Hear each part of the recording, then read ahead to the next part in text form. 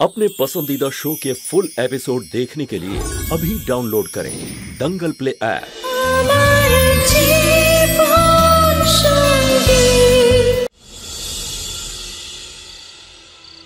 Hello hello sorry উকিল বাবু, এত রাতে আপনাকে ফোন করলাম। আমি আসলে আপনার সাথে একটু আমার স্ত্রীর ব্যাপারে একটু আলোচনা ছিল, ভীষণ গুরুত্বপূর্ণ। ঠিক আছে ঠিক আছে, আপনি কালকে চলে আসুন, কালকে সকালে চলে আসুন আপনি। ঠিক আছে, থ্যাংক ইউ।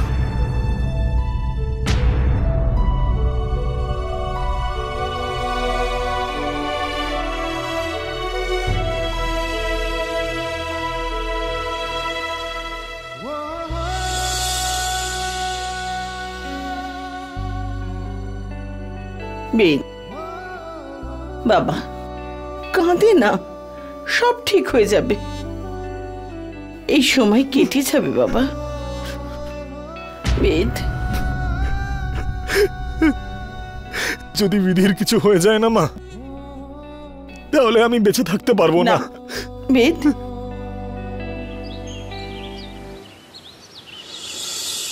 দেখুন, আপনি এই শহরের সব থেকে বড় উকিল, আমি শুধু এটাই চাই যে বিধির কেসটা যেন খারিজ হয়ে যাক। যদি কোর্ট থেকে পাঠানো ডক্টর যদি এটা প্রমাণিত করেও দেন যে বিধি মানসিকভাবে সুস্থ, কিন্তু আমি তাও চাই যে আপনি এটা প্রমাণিত করুন যে বিধি মানসিকভাবে অসুস্থ, কারণ বিধি নিজেকে বাঁচানোর জন্য রঘুনাথকে ধাক্কা মেরেছিল আর তাতেই ও মারা যায়। আপনি চিন্তা করবেন না, আমি সম্পূর্ণ চেষ্টা করব, কিন্তু এর জন্য আমাদের সবচেয়ে বেশি মিসেস বিধি কোঠারির সাহায্য লাগবে। উনি কেসটাকে নষ্ট করে দিতে পারেন, আবার উনিই বাঁচাতে পারেন।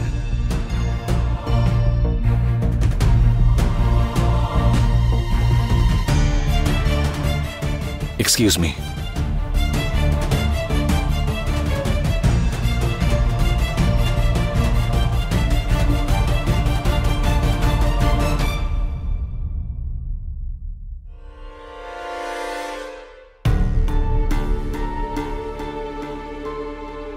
কি সিদ্ধান্ত নিলে তুমি? আমার সিদ্ধান্ত এখনো তাই আছে যা আগে ছিল। তুমি এটা কি যে ধরে বসে আছো? বিধি, একটা কথা মনে রেখো, কালকে কোর্ট থেকে পাঠানো ডক্টর আসবে আর তার সামনে যদি তুমি এটা বলো যে তুমি ঠিক আছো, তাহলে আমি নিজেকে মেরে ফেলবো। বেদবাবু,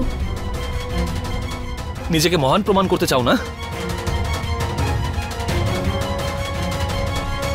তাই এবার ভেবেচিন্তে সিদ্ধান্ত নিও যে কি বলবে ডাক্তারের সামনে। সব সময় জেদ ধরে বসে থাকো, আর চলবে না। ঠিক আছে,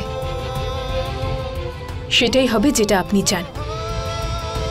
আমি এই মাথা খারাপের অভিনয়টা জারি রাখব, যাতে আদালত আমাকে ছেড়ে দেয়। কিন্তু আমারও একটা শর্ত আছে। কি? আপনি কোমল কলিকে সেই সমস্ত খুশি দেবেন, ভালোবাসা দেবেন যা আপনার সন্তানের হবু মায়ের অধিকার।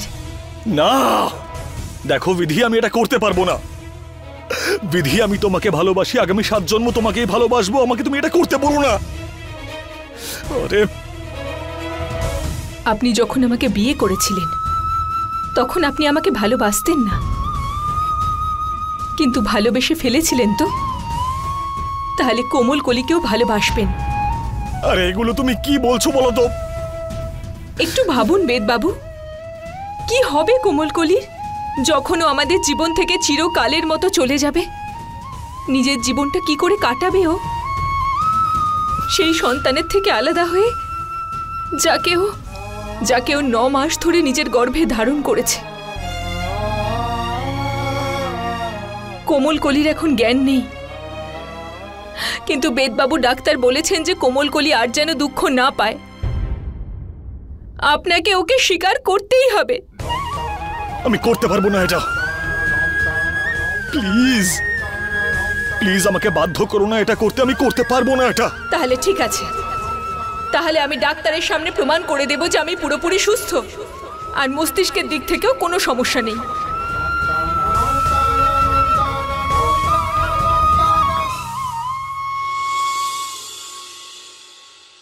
আপনাকে আমি 20টা প্রশ্ন করব, আপনাকে সঠিক উত্তর দিতে হবে।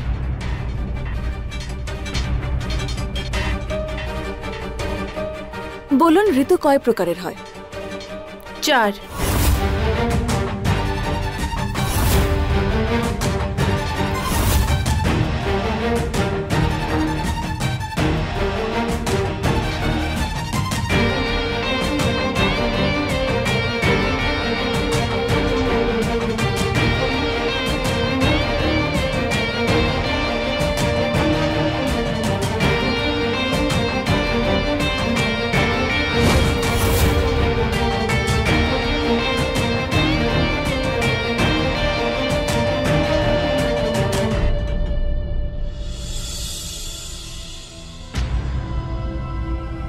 ওনার মানসিক অবস্থা তো একদম ঠিক আছে বলেই মনে হচ্ছে।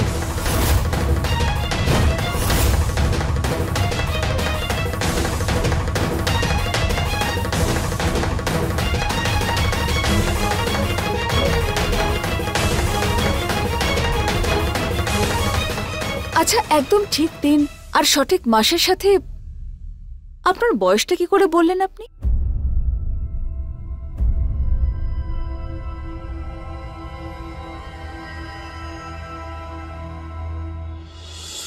বন্ধু, বন্ধু, দিদি বুঝিয়েছিল না আমি কত বছরের, যখন আমি ওকে জিজ্ঞেস করেছিলাম, তাই না? ও বলেছিল যে আমাদের আঙুলগুলো তো 10টাই আছে, তাই না? 12টা তো নেই। প্রথমে আঙুলগুলোতে 10 গোনো, তারপরে 2টো আবার গুনলে তখন 12 হয়ে যাবে। দিদিকে ওই খারাপ লোকটা নিয়ে চলে গেছিল, খুব খারাপ। তারপর আমি দিদিকে খুঁজতে গেছিলাম, তাই জন্য 24 বছর 3 মাস আর 12 দিন।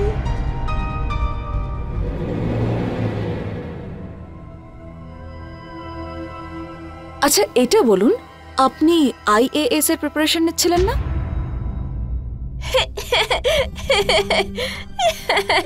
আপনি এটাও জানেন না IAS হয় না, IJK LMNOP QRST এরকমটাই হয়। বুঝতে পেরেছেন আপনি? আচ্ছা, আপনি এটা বলুন, সূর্য আর চাঁদ দুটোর মধ্যে কোনটা বড়? আমার হাত। সূর্যটা এখানেও আসতে পারে আর চাঁদটা এখানে আসতে পারে, তাহলে আমার হাতটা বড় না?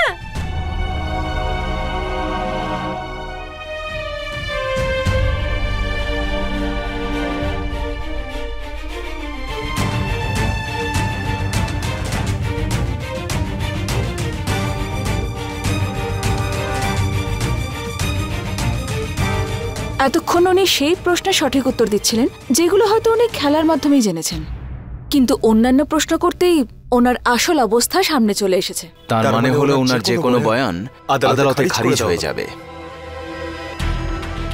তবে তো আমাদের কমলকলির জ্ঞান ফেরা পর্যন্ত অপেক্ষা করতে হবে, তাহলেই কেসটা সামনে এগোবে। এখন না আমার পুতুলগুলোকে খাবার খাওয়াতে যেতে হবে, অনেক টাইম হয়ে গেছে, লেট হয়ে গেছে, তাই ওদের খিদে পেয়েছে না, তাই আমি যাচ্ছি। হ্যাঁ হ্যাঁ হ্যাঁ, যাও যাও, তুমি যাও।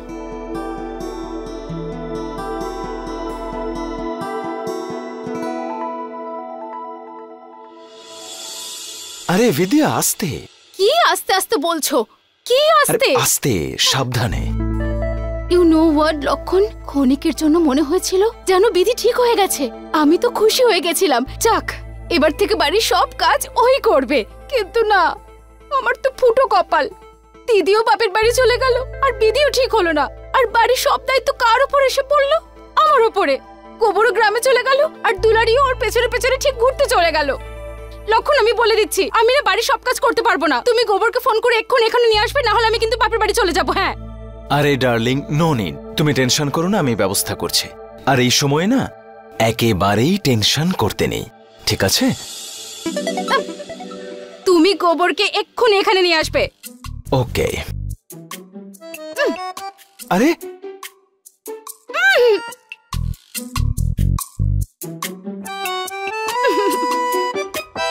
আর দেখো এই কিটিও আছে, সবাই একসাথে থাকবো, ঠিক আছে? ভালোভাবে থাকবো।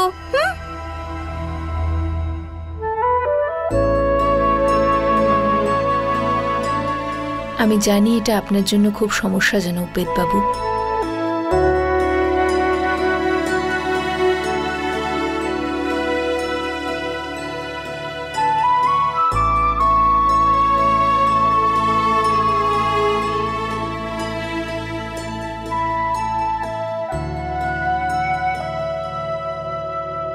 আপনি জানেন বেদবাবু, আমি পৃথিবীতে নিজেকে সবচেয়ে সৌভাগ্যবতী বলে মনে করি, কারণ আমি আপনার ভালোবাসা পেয়েছি।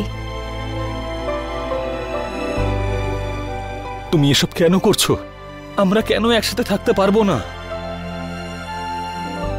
কারণ আমি আমার খুশির প্রাসাদটা কারো দুঃখকে ভিত্তি করে গড়ে তুলতে চাই না। কোমলকলি অনেক কিছু করেছে এই সংসারের জন্য, এই পরিবারের জন্য, আপনার জন্য। ওর কাছে আমরা কৃতজ্ঞ। আমরা যদি নিজের প্রাণটাও দিয়ে দিই, সেই কৃতজ্ঞতার ঋণ আমরা শোধ করতে পারবো না। আমি শুধু আপনাকে এইটুকুই বলতে চাই যে আপনি ওকে একটু ভালোবাসা দিন। না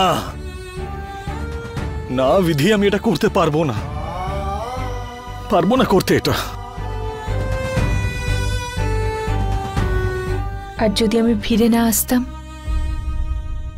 তাহলে এটা হয়ে যেত, তাই না?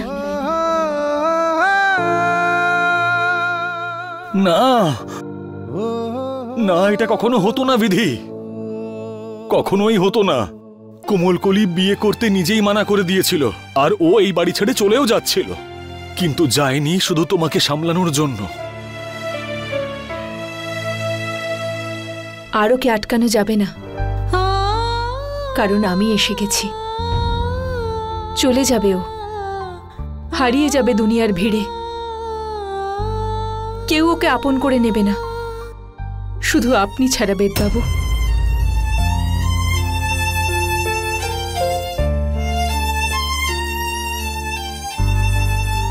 আমি তোমাকে ভালোবাসি বিধি,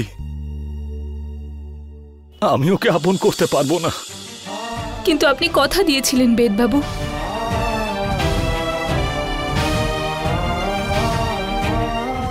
আমার একটু সময় লাগবে। নিয়ে নিন, শুধু এইটুকু বলে দিন যে আপনি চেষ্টা করবেন। হ্যাঁ,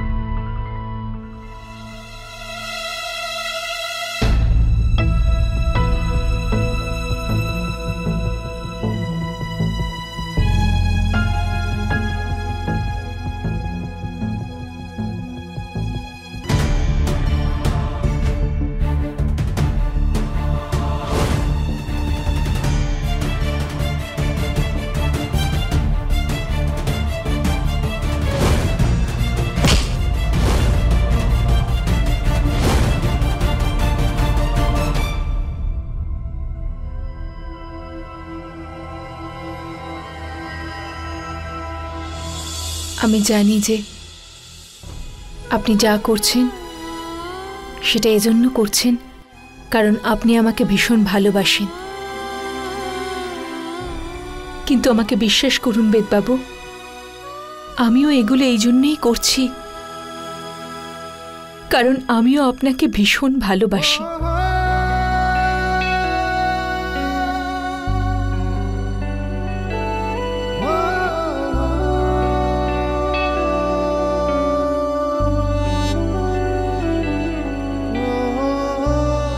প্লিজ আমাকে সবাইকে এটা বলতে দাও যে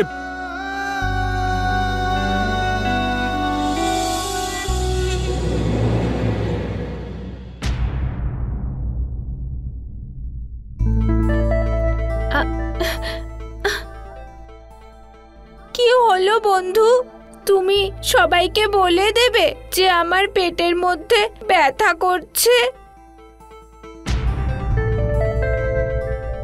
এবার দেখো, তুমি কাউকে বলবে না, হ্যাঁ, যে আমার পেটে ব্যথা করছে। হ্যাঁ?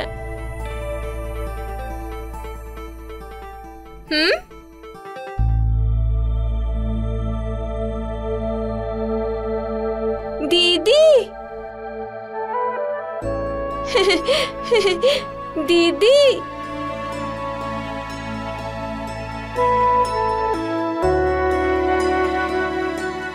দেখো দিদি ভালো হয়ে গেছে। এবার তোমার কেমন লাগছে? ঠিক আছো তুমি?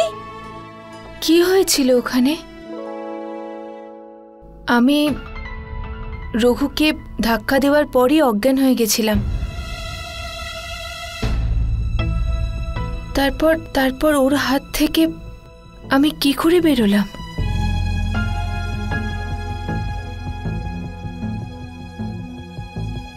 দিদি, দিদি, কোমল, কোমল, কোমল,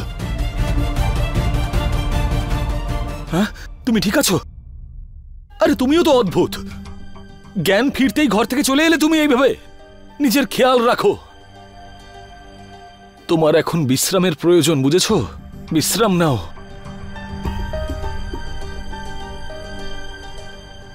হ্যাঁ হ্যাঁ বন্ধু, দিদির শরীরটা একেবারেই ঠিক মনে হচ্ছে না। তুমি না ওকে ঘরে ছেড়ে দিয়ে এসো। হ্যাঁ,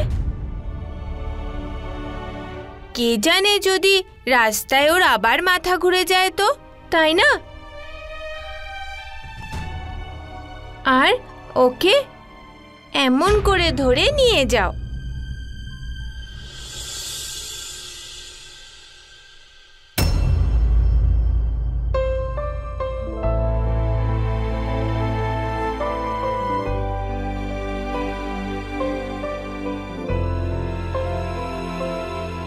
চলো কোমল, একটু সাবধানে। হ্যাঁ,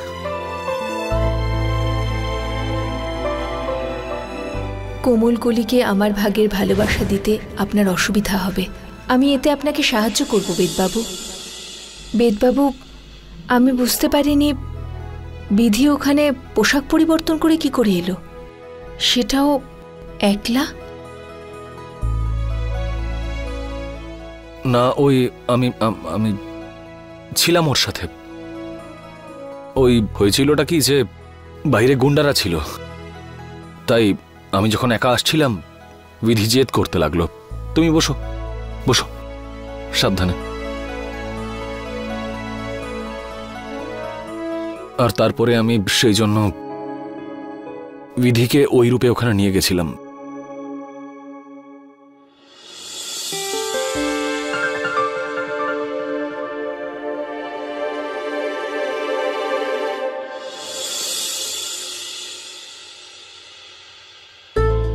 বেদবাবু, আমার কারণে বিধিও সমস্যায় পড়ে গেছে। না না, সেরকম কিচ্ছু নয়। তুমি তাড়াতাড়ি ঠিক হয়ে যাও, তারপর কাল পরশুর মধ্যে তোমার বয়ানটা পুলিশ স্টেশনে গিয়ে লিখিয়ে দিয়ে আসবো। আমি মাকে ডাকছি, ততক্ষণ তুমি বিশ্রাম নাও। মা থাকবে তোমার কাছে, ঠিক আছে?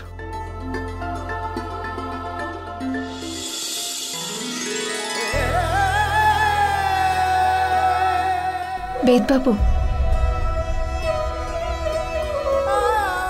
Thank you.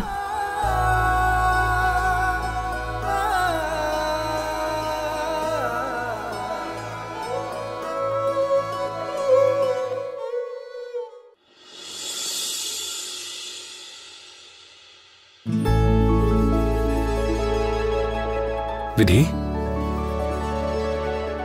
এই দেখো তোমার জন্য কি এনেছি, ভ্যানিলা আইসক্রিম। Vanilla ice cream? বেদবাবু,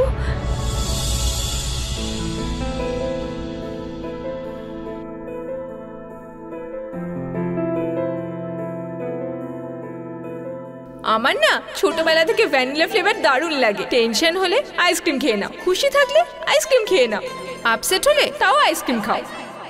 যে কোনো সুযোগেই আইসক্রিম খেয়ে নাও। আপনার মনে আছে আমি কত ভালোবাসি? তুমি তো বলতে যে প্রত্যেক পরিস্থিতিতে আইসক্রিম খাওয়া উচিত। টেনশন হলে আইসক্রিম খাওয়া উচিত, খুশি হলে আইসক্রিম খাওয়া উচিত, আপসেট থাকলে, ইরিটেট থাকলে আইসক্রিম খেয়ে নাও। আর বিশেষ করে এই ভ্যানিলা ফ্লেভার, সবাই বলে যে এতে কোনো স্বাদ নেই, কিন্তু এর মধ্যে এত স্বাদ লুকিয়ে আছে যে পৃথিবীতে এর তুলনা নেই।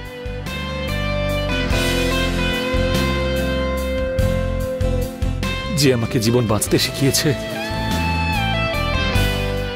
ভালোবাসার অর্থ বুঝিয়েছে, তার বলা কথা আমি কি করে ভুলে যেতে পারি?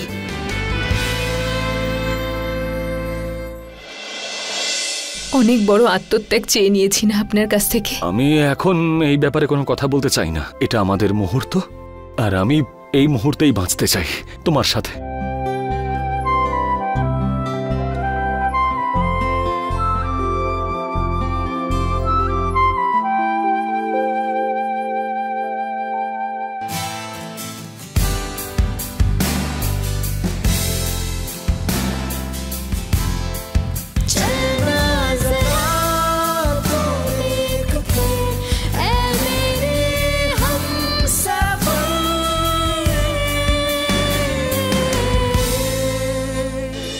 फुल एपिसोड देखने के लिए अभी डाउनलोड करें दंगल प्ले ऐप।